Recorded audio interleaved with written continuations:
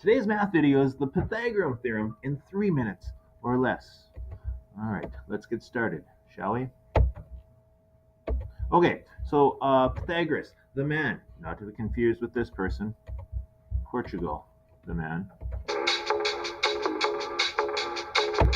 Anyways, so Pythagoras, the man, came up with this theorem. He studied the right triangle. Now, something to know about a right triangle. Where the two legs meet, they form an angle, and that angle is 90 degrees. And the side opposite the 90-degree angle is what we call the hypotenuse. All right, so you need to know that for today's lesson. So, what did Pythagoras discover? Well, he found out that three sides of the right triangle form this relationship, cute, that we call the Pythagorean theorem. Well, what is that relationship? Here it is in its simplest form. He discovered that if he drew a square off of the one leg and a square off the other leg and a square off the hypotenuse, if he added A and B together, the squares of them, it would equal the area of C. What do I mean by that? Well, check it out. Here is one video. If you happen to have a bunch of blue water kicking around at your house in plastic, you can prove Pythagorean theorem, like this lady did. Notice how she filled the legs, the squares off the legs, with blue water. And when she tipped it, it fills perfectly the square off the hypotenuse. All right? And here's another example if you happen to have a bunch of ball bearings and cheesy background music. The square of A and the square of B should fill up the square of C.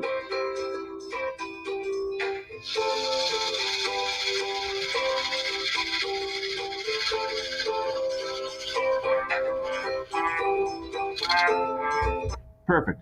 All right. So, what about mathematically, in case you don't have a bunch of blue water hanging out at your house or you don't have a bunch of ball bearings? Well, what he discovered was he came up with this theorem, and it was a squared plus b squared equals c squared.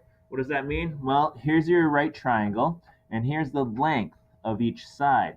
So what I can do is plop these numbers into my theorem. In this case, a is 3, but I know 3 squared is actually 9, so I wrote it down here. And b is 4, well, 4 squared is 16. And c in this case is 5 centimeters, and 5 squared is 25. So if I add them together, 9 plus 16 equals 25. You know what? It worked. I proved it. Okay? So take a look at this. I want you to tell me how big is the area of the square on the hypotenuse side when I give you a and b. So in this case, in this case, a is equal to 5, b is equal to 6. Plop those into your theorem and tell me a squared plus b squared will equal what? Comment in the comment section as to how big c is. Okay? Thank you very much for watching today, and I am going to call time. Ooh, 3 seconds. All right. Have a great day, everybody.